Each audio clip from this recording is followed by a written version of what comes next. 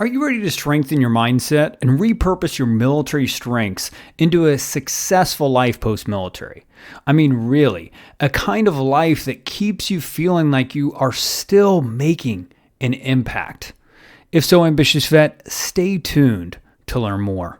If people want to have their day job and they've got families to support like he did too, he did that in the nights and weekends and stuff. I was selling boots out of a converted horse trailer, and my idea was like I was going to be like the Nike ID of cowboy boots. And so I literally was just like, okay, go try to sell 50 pair of boots, which meant You know, ambitious vet, when I first got out of the United States Marine Corps back in 2012 as a Corporal E4 of the United States Marine Corps, there was two things that I learned. One, the immediate transitional education, like healthcare benefits and career readiness, had a shelf life, right? And the second is that I had way bigger goals and aspirations for my life than my actual human capital could actually provide. Can you identify with that?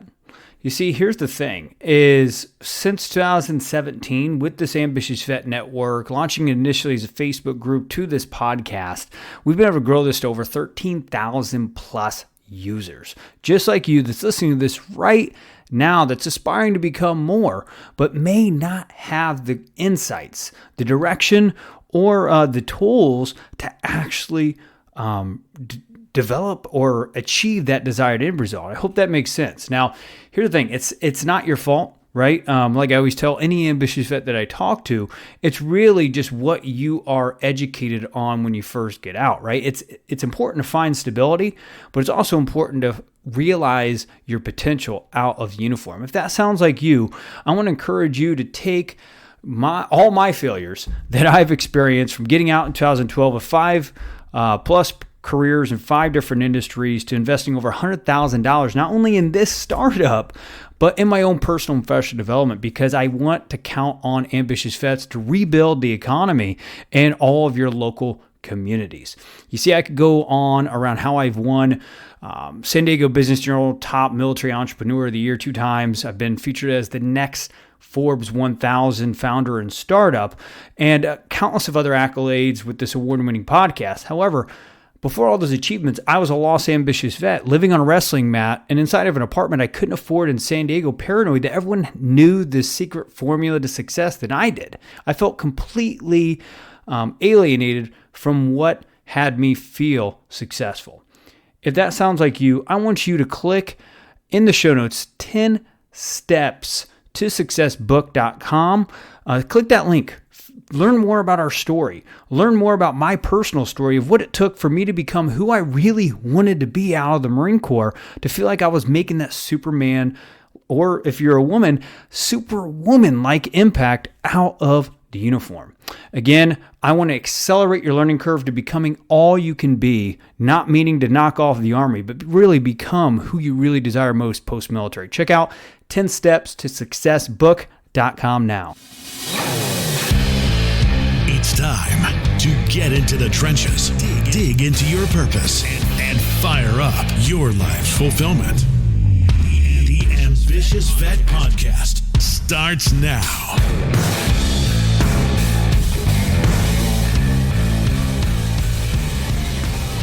What's going on, ambitious vet? We are right back inside the trenches today with Sarah Ford. Sarah Ford is a San Angelo, Texas native, former Marine officer, Harvard Business School grad turned founder and CEO of Ranch Road Boots, a brand deeply rooted in her love for the American West, and it provides premium luxury without the premium price. Sarah, are you there? I'm here. Thanks for having me. Welcome to the show. It's an absolute honor. I've never said Marine Corps veteran and Harvard Business School grad in one sentence. You've got to tell us the secret. Well, there's a lot of them running around out there. And I think I speak for most of us when I say we all appreciate our Marine Corps experience, probably definitely more than our Harvard Business School experience. Yeah. That's knock against Harvard Business School. It just is more, pro military service and Marine Corps experience over that. But yeah, there's a handful of us running around out there. I love it. I love it. And I acknowledge you for, transitioning out of the Marine Corps and making that happen. Cause I'm pretty sure it's probably a select few, and the proud, pun intended, of people that have done that. So yeah. So just tell us more about your background inside the Marine Corps. And also after spending 4 years doing a couple tours as a Marine Corps officer in the logistical side of things, what had you decide to get out after 4 years? And also, just tell us more about the awards that you won inside the Marine Corps. Because to me, that's like crazy to me that you won the amount of awards that you won in the Corps, first ever woman in history to win the accolades that you won, and then deciding to get out. Walk us through that process. Well, I grew up in West Texas, in San Angelo, Texas. My grandparents didn't graduate from high school, but they valued education. My granddad was a cowboy, and he wanted all his kids to not ride. He wanted them to go to school, and so they all did. And so I grew up with, like, you work out, you work and you work out and you have fun, but those first two things were always very important. So I had a pretty intense father as far but a lot of fun. And I grew up I graduated from high school in 1995. I went to public school all the way through San Angelo, Texas, and went to University of Texas at Austin and worked. I was at kind of the .com boom in the late 2000s. I landed a job probably way overpaid for my age and experience. And I did it for about a year, and then I quit and I joined the Marine Corps. So I went to OCS and TBS, and those awards you speak of, it's so nice of you to bring them up. And I am proud of them, but the reality is those were, OCS and TBS awards. And unbeknownst to me, my dad had raised me to be very good at the things the Marine Corps gave you points for. So I could Love shoot it. well, I could swim, I was academically inclined. And so I just was, and I was kind of like a stress basket at making A's at everything. So those things all combined up to like high scores there. And so I'm proud of them, but the real, like, Marines know, like, the real rubber meets the road out in the fleet. And so that my husband kind of jokes about those things about about me. So, cause I am proud of it, but it's like, whatever, I am proud of it, but I want to be clear that, that was a childhood upbringing, for my father. Harvard came on unexpected, sort of towards the end of my Marine Corps experience. I remember going to the OSO in Austin and looking at, like, the ground contract and air and thinking, wow, that's like a lot longer, the air contract. And I was like, the funny thing is I got recalled later on in 2007. And I remember signing my contract and thinking, like, wait, you told me it was like 4 years. So what is this, like, 2009 stuff on? And they're like, don't worry about that. It hadn't been used since Vietnam. It's like for, stop loss type stuff. And he was honest, that the recruiter wasn't lying, but I got caught in that kind of recall. But Yeah. I went back in after I got out of the Marines. But anyway. Yeah, no, that's a great story. I love it. And I love you sharing your roots, right? Because a Texas native woman, I'm married to one on this side of things. And it's homegrown, get it done, find out how to be the best and work your butt off to get there. Right. And Ambitious Vet, she won the Colonel, is it Krindler Award for Leadership Excellence at Officer Candidate School, and the Marine Corps Military Skills Award.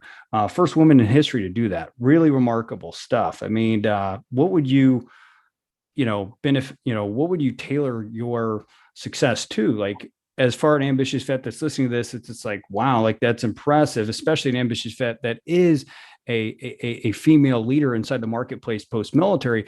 For someone that has been that hard of a charger in the Marine Corps, how are you repurposing that same mentality, right? That same skill set to strive in post-military? Yeah. So, I mean, first of all, like, I try to stay kind of ready, like, for things. So, like, whether it's just staying physically fit, if you're joining the Marine Corps, and just kind of taking out as many obstacles that you can control on your own would be, like, one thing. If you can get an education. I was very fortunate to have a lot of support at home for athletics and education from my own parents. And I know that's not the case for everybody. So but I did have a really supportive home environment, which that I wouldn't be here without that. That's important for sure. Yeah, I worked really hard. I just by nature am a competitive person that doesn't like, it was very much drilled into your head, like, don't quit. And we joke about that bird with the frog in his head and choking it, like, don't quit. Sometimes that's like, I carry that with me kind of every day at Ranch Road, almost to the point where sometimes you're like, there's a pretty huge opportunity cost for trying to build a brand and start a business. The salary's not there for a long, long time, and it may never come if you don't have some exit event.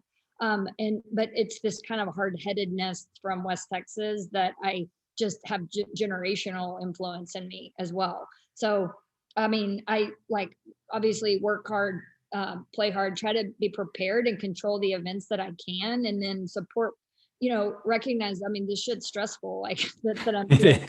Yeah. Was really at a young age, like I look back on it, and OCS stressed me out so bad. And people laugh because they're like, I have friends that it really wasn't that big of a deal for, but I was like, oh my gosh, always making A's, always, top achiever and things. And there it's kind of by design that it's not like that. It's like more chaos. Like normalcy for you. Yeah. So I was just I wanted to you're never going to be perfect there. And so that was a good lesson, for me too. And I joined the Marine Corps at that age. It was just really good for me. And I've benefited with my whole life from it. Yeah.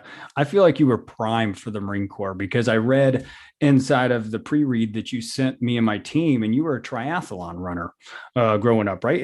That's crazy. I mean, you got to be mentally strong to do triathlon. My dad raised me basically to be good at these events that you so here's what happened. He and my mom started running marathons in the 70s, and they were not they kind of let me do soccer or whatever, but really what I did growing up was whatever my parents wanted to do. And I just tagged along.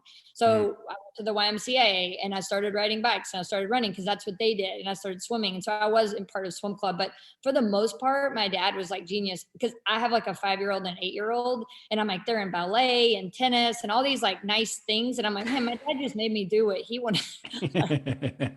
So, it's just a different take on it. I just tagged along with them, and he, at a pretty young age, he had me doing pretty hard things physically. Wow. That's a great story for an ambitious vet that's listening to this and just man, this pandemic stuff sucks, right? What's the next thing after post pandemic, right? And it's kind of going back to your roots and familiarities of your upbringing and how you overcame obstacles there. I think it's just good to kind of associate your brain to some of those obstacles early in life. It's a great point. 44 and I'm trying to go out today, as a break in the middle of the day, go to the park and run. Yesterday I felt so slow and crappy. I walked most of it, and I'm like, oh my God, I gotta get out there and run today. So even if you're only running half miles or whatever, I mean, it's just anything to still challenge yourself. And it's very different than what you're doing. That's another kind of, I think, good thing to get through hard times is to try to find something fun to do or physically challenging, so it's not boring. And that you may not like what you're doing at your job or parts of what you're doing at your job, or you may not like your home life, so you got to create these times to go. And I think being outdoors is important. Even if you're walking, it's just good to try to get in the habit of that, to stay, no matter what fitness level you're at. I think it's good to always set these little goals for yourself. If you can't run anymore, yeah, you just try to do some stuff just to engage your mind and your physical body, because you can't, it's not all family life. It's not all work life. It's not all physical. So you just got to kind of have a mix of it, because those things are going to ebb and flow about how good they are for you throughout your life. Sometimes they're great at home. Some things these are great at work. Rarely is it all three firing on, everything's firing on all pistons. Is that what I want to say? Bullets, firepower, whatever we want to use. I love that, because I've even found in my own life every single day, it's just dancing. It's just dancing with life, not having everything be like exactly like you can't control everything in life. And it sounds like for you, what benefits your confidence and your determination to continue to grow the amazing company that you've built. And I'm excited to dive into that in a bit, is doing the small wins that build your confidence, right? And I love the small things of like, hey, getting out in the Texas heat and running. Right. Yeah. This is not the easiest time to run in Texas, by the way. Right. So just getting out and doing that. So The other thing was like, my dad actually gave me this advice as I went off to join the Marines, is like, if you look around, find somebody to help.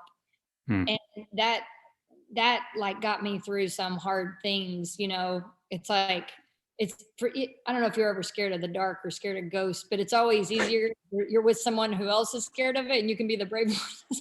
Yeah, no, I get that. I still to this day can't watch The Craft anymore. You know what I mean? I'm traumatized by The Craft. If you can find, because people have helped me, and it makes you feel better too. It sounds so selfish. It's like weird, but it does help if you can, if you can help somebody else. That also is a good way to get out of your own space and your own like little world, and just try to be helpful to somebody else. That's that's good advice that I received. Hi, I'm Charles Reed, CEO of Get Payroll and a Vietnam veteran. If you're looking for a payroll company with a CPA and a U.S. Tax Corp practitioner on staff to help you make sure your payroll stays in compliance with all of the IRS, state, and local rules, then look no further. Help support a 30-year veteran-owned business by visiting getpayroll.com for all your payroll needs. And get your first 2 months free. Oh, that's great. I love that. I love that. So I want to kind of pivot for the sake of time, Sarah, and I want to pivot into what were the first few years? What did those look like whenever you got out of the United States Marine Corps, leading up to launching Ranch Road Boots? What did you discover about yourself? Tell us about those first few years as just self-discovering who you are post-military. Yeah. I want to say I was very lucky to get into Harvard Business School because it was a very soft landing out of the Marine Corps. And I had stellar, superb Marines that got out at the same time that went straight into industry. And it was, I think, hard because going to school for 2 years gave me this, first of all, confidence and opportunity to see a bunch of things and then get the opportunity to pick. And that was just all I can describe it as was like a soft landing from the Marine Corps. I did not love my first job out of business school, and I love the company, and I still do. But for me, my personality wise, I was like, like this is what I'm supposed to do after all that stuff in the Marine Corps, and then it's like, this is what I do for the rest of my life, which is a little bit the way I felt at an undergrad too. Yeah. So for me, that was kind of like, okay, I'm not bent for this, like kind of this my life. I would rather trade off and take on more risk with less stability it's really, and I'm an entrepreneur, and that's what I kind of watched my dad go through. And it's obvious. So it's also part of the stuff I'd witnessed in my upbringing, but it was, that part got rockier. 2 years at business school was a blast and really good. It was like, it was really, a nice thing to get to experience. No, I bet. Because the business school is kind of teeing you up for entrepreneurship. I bet you're just getting inspired by ideas, concepts, and all that stuff from the academic world, right? You can tell how lack of academic I am. I'm kind of a more street smart dude. But what were you going to say? Yes, it was like, yes, you get to read a lot of cases and discuss things. And there's a lot of smart friends and very inspirational people that are doing not just for profit, but a lot of good nonprofit things have come out of business schools. But most, uber successful or moderately successful entrepreneurs do not have MBAs. I mean, that is the biggest fallacy. In fact, I think, I don't know. I mean, there's probably somebody that's got the stats on this. I almost think it makes you a little bit more risk averse because you need to feel the need to go into this track, like this corporate track. But like if you just look at most, people that have done very well in owning their own businesses, it's not an education component to it. I think that helps for Yeah. a nice fallback, but Marines or veterans should not think that they have to go get that in order, and then that's going to all of a sudden unlock this entrepreneurial flourish. Right. Yeah, no, I agree. I think there's, in my opinion, I'm not meaning to have a fixed mindset around this, but I feel like there's a couple of types of people in the world. Some people can go seek self-education and go and seek on that knowledge based on their skill gaps. And I believe that there's other people that, need that more accountability as far as gaining formalized knowledge around a specific topic they're trying to improve on. Both are not wrong. It's just, how do you learn and gain the human capital needed to achieve that next ambition or that, aspiration inside of your life, right? People just need to jump in and just start trying it. I mean, Right. because the hurdle of like, okay, I've got to get this education, or I've got to do a bunch of research or whatever. I mean, some people just need to just go, hey, try to sell 50 pair of boots. That's Yep. in my case. I mean, because me having the Right. thing, I've got to write this whole business plan and then prove it out and then prove to myself, that just wasn't the route I took on it. And so for some people, it could, if it's a barrier to trying something, then just jump in and start trying to do whatever it is. And like, you'll figure it out like fast, or you won't, Yep. and you'll go do something else. Yeah, I love the origin story behind Ranch Road Boots and how you got that going. It really reminds me of the book Shoe Dog by Phil Knight, and how he launched Blue Ribbon, outside of his trunk and like local field track meets and stuff like that. I mean, coming from a Harvard business background and starting a business without a business plan, I'm kind of like, whoa, that's kind of surprising.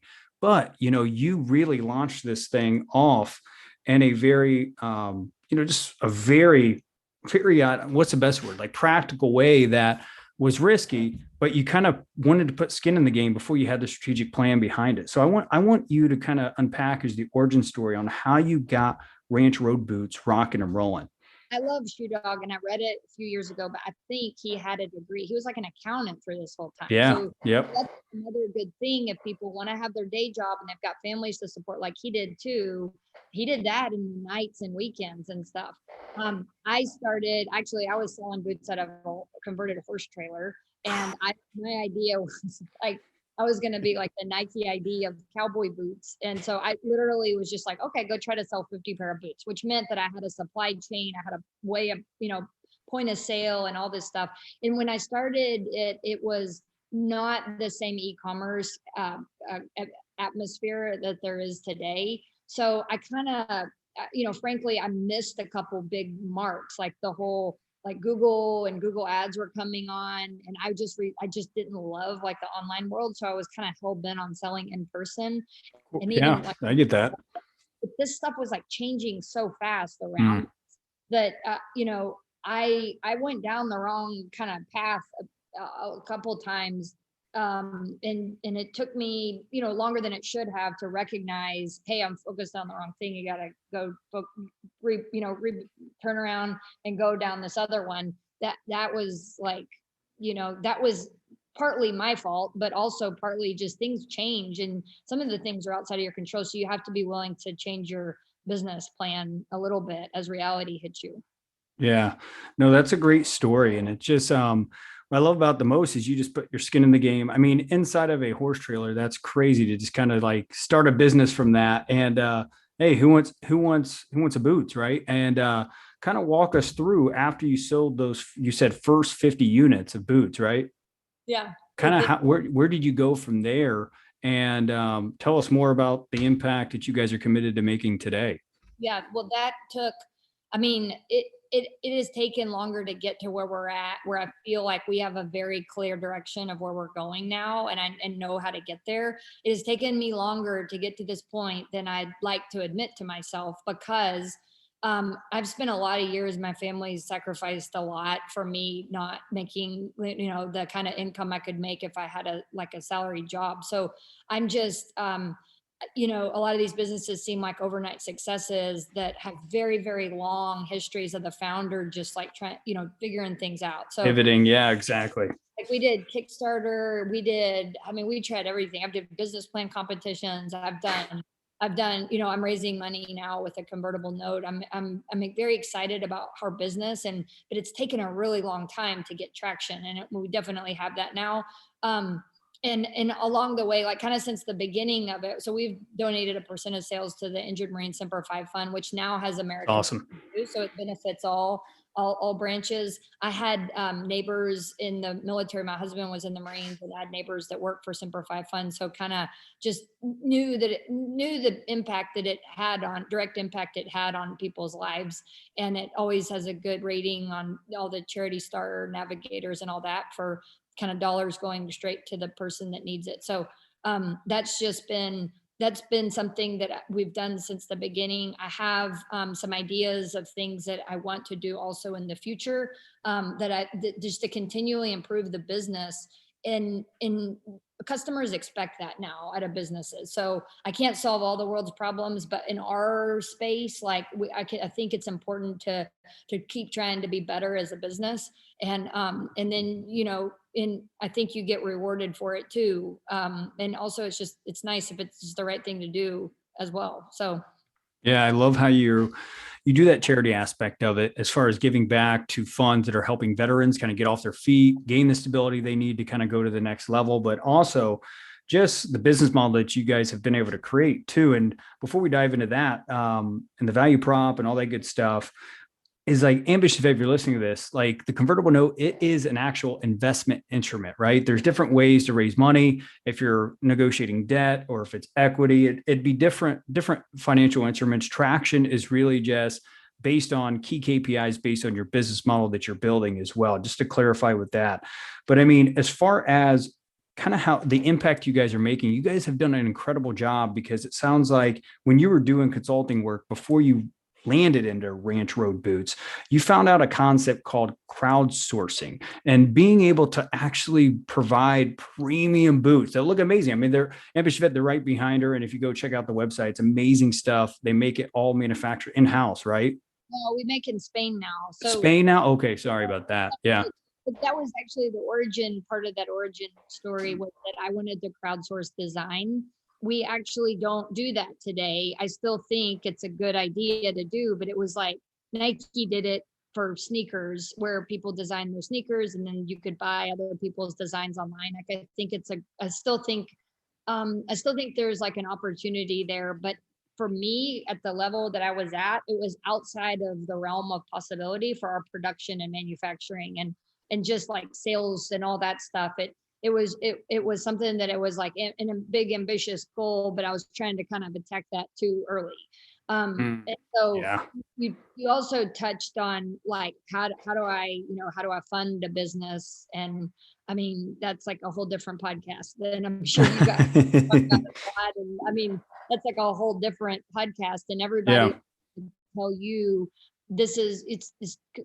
you talk to a lot of different entrepreneurs, and you're going to hear a lot of different ways they made things happen.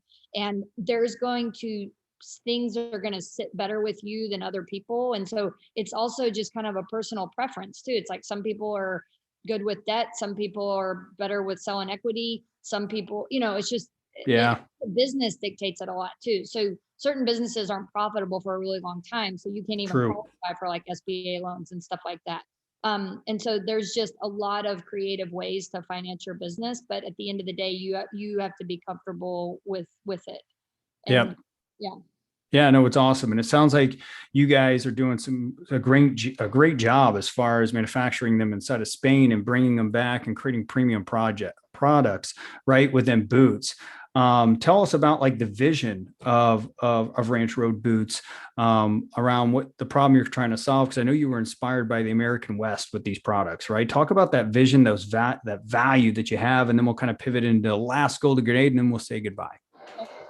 I think, there's this global gaucho culture that I like kind of refer to it as. There's cowboys and cowgirls all over the world, like, taking care of different forms of livestock. And so the footwear is interesting to me. because it's really global. The American West has struck a chord with not only me, but really globally. These cowboy boots were colorful, fun things that protected the foot and was just a personality, thing. And they come in and out, but they never go out of style ever. But sometimes they get like more into kind of, culture, non-traditional boot wearers. And Right. I just think it's like, I've always thought they were fun. And actually fun is kind of like something that's very important to me with like a business. And like, you gotta figure out how to make it fun, or what's the point of it. And, trying to inject humor and things. So with Ranch Road, it's like, look, we make a seriously kick-ass boot, but also what we're seeing is just that, it's people just love the way boots make them feel, and you walk taller and you feel more confident in them. And it's like a lot of we sell more boots outside of Texas even than we do in. And so our boots are like worn all over the US by people. Wow. Sometimes it's their first pair. And I love that. Like, I think it's neat. It celebrates, like, for me, we have this storefront here in San Angelo. So it's nice to plant a flag where I grew up. And this is the place that taught me to love boots. Like, granddad, like, so this is the place. So it's kind of nice to come back here and continue to be able to run the business. I love that. And the consumer can actually customize the boots too, which is amazing, right? So that's something that we're trying to work on with. Okay. Did it in my initial, this is talk about pivot. We Yeah. did start with 100% custom. So we measured your foot, you picked the leather, the stitch pattern. I tried to do things to speed up production. We started as a full blown like custom boot business with, and then nowadays we don't, we have ready to wear, which means like if you're a 10 and a half, you buy a 10 and a half, here's your choices to, but the customization piece with cowboy boots is like, the way I see it now is that like there are these boot makers out there that are artists, and it's really cool to collect art from those individual boot makers, and they can literally put like your mom's photo on the front of a boot. I mean, they're so Oh, wow.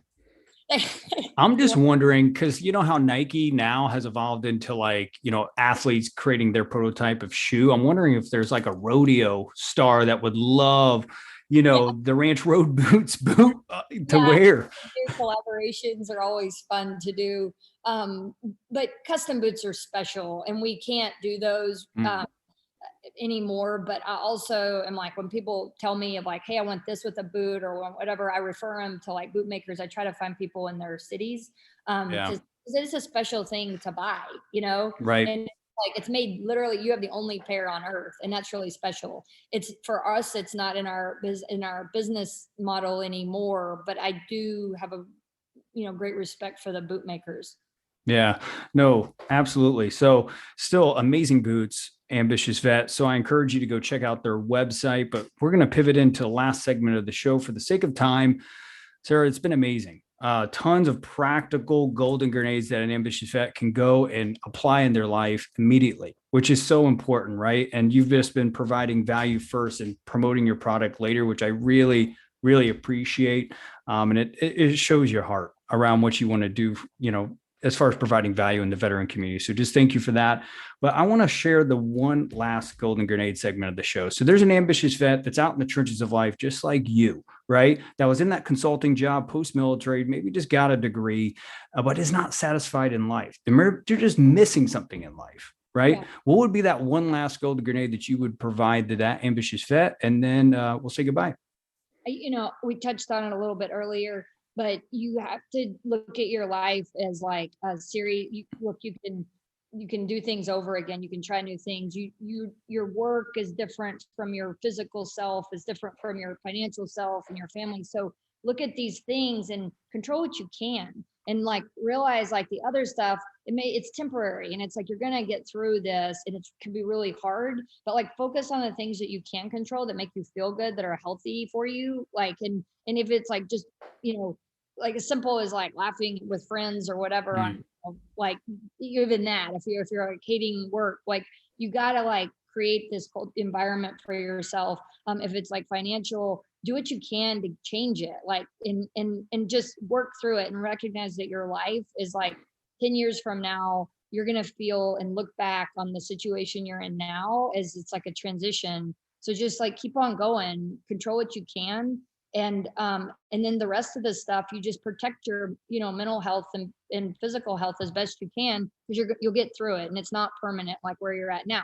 And if you love where you're at now, great. But sorry, that's probably not permanent. Well, I mean, I think everyone has an area of life that they may be satisfied with, right? But we're talking about where's the level of life that they want to take to the next level. And I love it. Just focus on the environment, protect your mental health. I mean, I think that's so important around who you're spending the most time with in your life, right? So that's definitely really encouraging words. Last thing, Sarah, is where can Ambitious Vet go to check out Ranch Road Boots? Where can they go to find out more? ranchroadboots.com. Bingo. Ambitious Vet. Make sure that you go check out the boots, figure out ways that you can help Sarah Ford reach that next pinnacle level as being an ambitious vet in the trenches, coming back and just laying out the breadcrumbs for the rest of us to eat up and follow. Sarah, is there any parting words for the Ambitious Vet Network that you would leave for us? I appreciate what you're doing, and you're changing lives. And so I know this takes a lot of effort. And so I really appreciate you having me on, but then making these shows for everybody. I appreciate that. But I learned from these shows as well. So thank you for that kudos. So Sarah, thanks for joining the show. You're an absolute amazing Marine Corps vet that's out there just paving the way. So thanks for joining the show again. Thanks for having me. The Ambitious Vet is available on all popular podcast platforms. Go to vettrainingcoaching.com to subscribe, rate, and share with fellow vets. Ambitious Vet again, if you are out of the military, feeling lost, confused, or simply just feeling unfulfilled where you are in life, or maybe you're an ambitious vet that loves where you are right now, you just want to figure out how to go to the next level. If that's you, go in and check out 10stepstosuccessbook.com and go explore all the amazing resources and tools that we've been able to create since 2017 with one end goal in mind, and that is how do we inspire you, your mindset, your everyday decision-making, problem-solving, conflict management, you name it, to become a better leader wherever you are leading in the trenches of life today. Again, that's 10stepstosuccessbook.com. Look forward to seeing you on the other side.